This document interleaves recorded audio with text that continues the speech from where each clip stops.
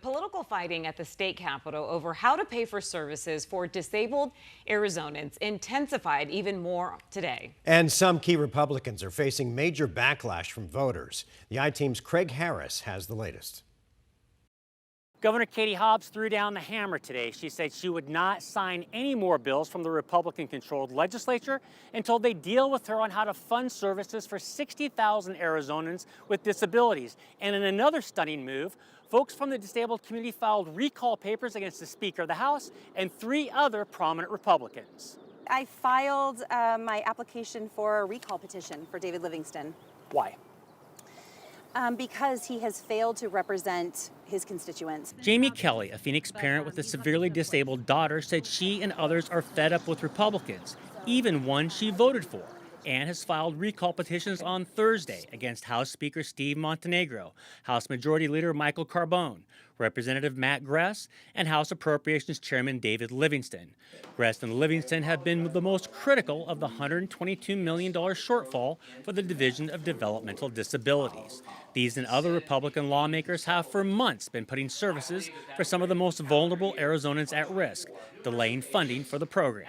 We have been fighting for our children to live since the day that they came into our arms. We are fighters. This is what we do.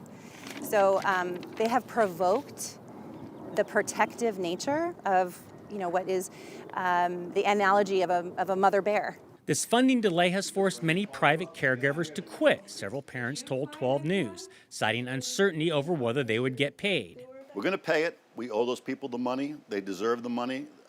But we want guardrails going forward so we don't do this next year.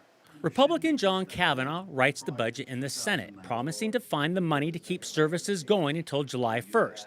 That's when the new fiscal year starts and new funding begins. But he and other Republicans want changes, including cutting in half the hours for paid parental caregivers. The ongoing delay has infuriated Democrats, including Governor Katie Hobbs. What we said is no more bills to her desk. So, it's time to stop these games. Let's focus on one issue, which is getting this DDD funding across the finish line so these parents have certainty, these kids have certainty. She said to the legislature, don't send her anything, let's get this funding done. That's Chad Campbell. He's the governor's chief of staff and a former lawmaker. It's obstructionism. It's stopping the wheels of government. It's not necessary. If anything, it makes the situation worse by throwing gasoline on the fire. We're co-equal branches, perfectly willing to work with her, but not under threat. Hobbs has said she would veto a Republican plan that significantly cuts parental hours. Organizers like Kelly have until August 15th to collect the needed number of voter signatures to trigger a recall election. The 4 House Republicans declined interview requests with 12 News. Reporting from the Capitol, I'm Craig Harris, 12 News. Craig, thanks.